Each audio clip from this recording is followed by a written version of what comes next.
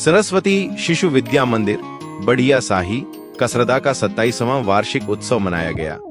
इस कार्यक्रम में क्षेत्र के लोकप्रिय विधायक श्री छवि मलिक, स्थानीय क्षेत्र के कई गणमान्य व्यक्तियों के साथ साथ स्कूल के प्रधानाध्यापक और शिक्षक भी शामिल हुए।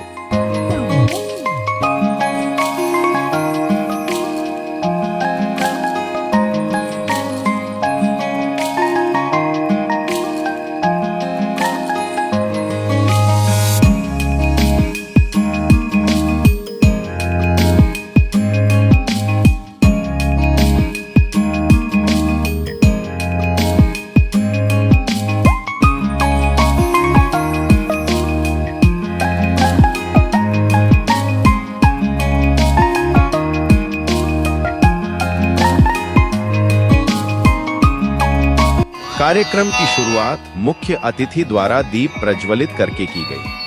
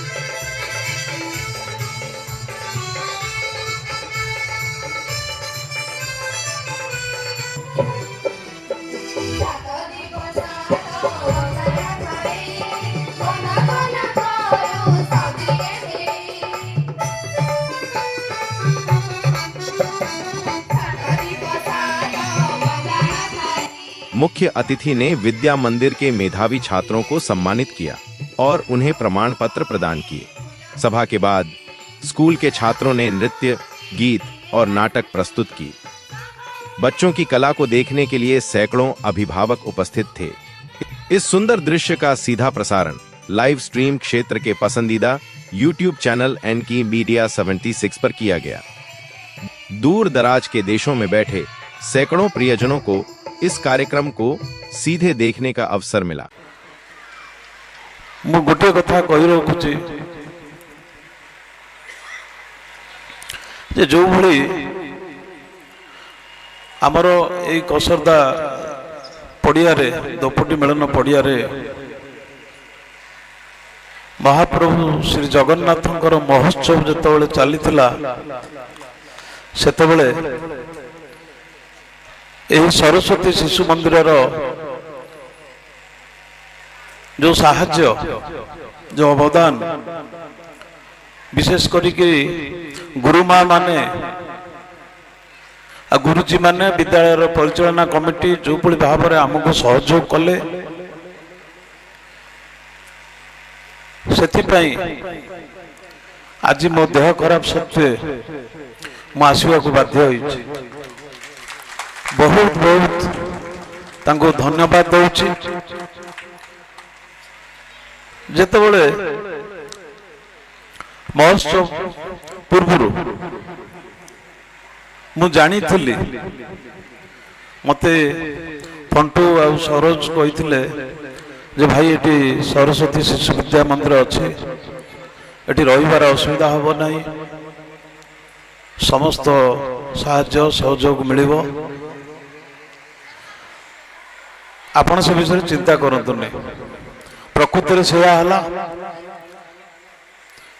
आ मु भी मोर भी विश्वास थिला महाप्रभु श्री जगन्नाथंकर काम हो आमर कौन ओडियार आम समाजर जो संस्कृति परंपरा हो ताहा केवल यही सरस्वती शिशु विद्या मंदिर ही करि परिबो ये आशा मोर थिला ताहा मध्य करिकरी देखै देले।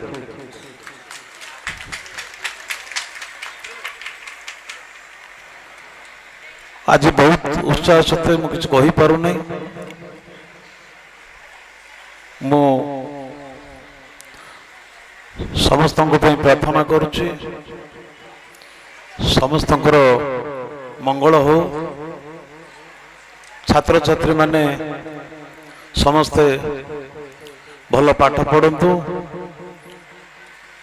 आ ये विद्यालय निश्चित भाव में पाठ पढ़ी आम अंचलर बाप मांकर आम राज्यर आम देशर निश्चित भाव में उच्चतम स्थान को नेबे एवं ना करिवे आमे सेथिरे गर्व अनुभव करिवु। आ एठारे समस्त उपस्थित गुरुजन गुरुमा मानकु मु धन्यवाद देवी। मु आर वर्ष जहा कही बिना स्वार्थ रे से माने पिला मानकु शिक्षादान करुछंती तेणु सेथिपाई आमे समस्ते गर्वित। एथरक सरकार पाखरे मु जणैथिली आमे किछि विधायक मध्य मिसिकी जणैथिलु जे ये जो शिक्षा अनुष्ठान चली सरकारी अनुदान नाही किंतु आमे विधायक माने आम निज लैंड रु किछि अनुदान दबु सेथिपई आमको परमिशन मिलु ता द्वारा कौन हम आम अंचल यही जो विद्यालय सब अच्छी विधायक माने अनुदान देले स्कूल किछिटा उन्नति रे काम रे लागिवो एबे सेटा होबा को जाउछि। तेणु निश्चित भाव रे ए स्कूल जोटा निहाती होबा दरकार ताकू मते जणैबे मु निश्चित भाव रे से काम को मु संपादन करबी। मु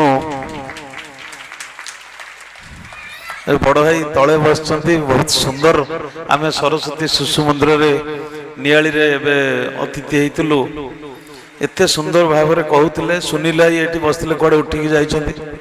सुनील भाई हमर प्रशिक्षण शिविर रे भी बहुत बढ़िया कथा कहउतिले।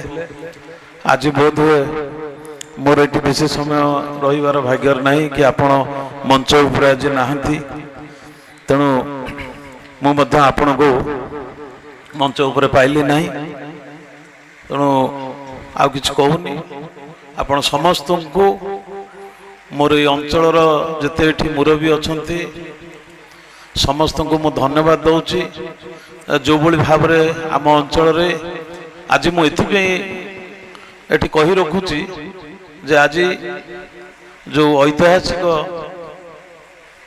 दोपटी मेलन पड़िया थिला आ से पड़िया रे जो महाप्रभु श्री जगन्नाथंकर महोत्सव होइथिला जेते संख्या रे आम ए अंचल योगदान देइथिले आज ए सरस्वती शिशु विद्या मंदिर मंचरू मु आपण मानकु सब बळ पई धन्यवाद शुभेच्छा जणाउची।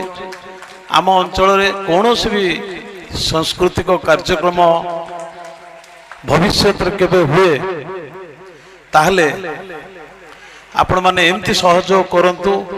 आम नियाली निर्वाचन मंडली गोटे आध्यात्मिक निर्वाचन मंडली हो एवं भाईचारार निर्वाचन मंडली हो आम निर्वाचन मंडली बहुत भल निर्वाचन मंडली आमर लोक माने समस्त स्वाभिमानी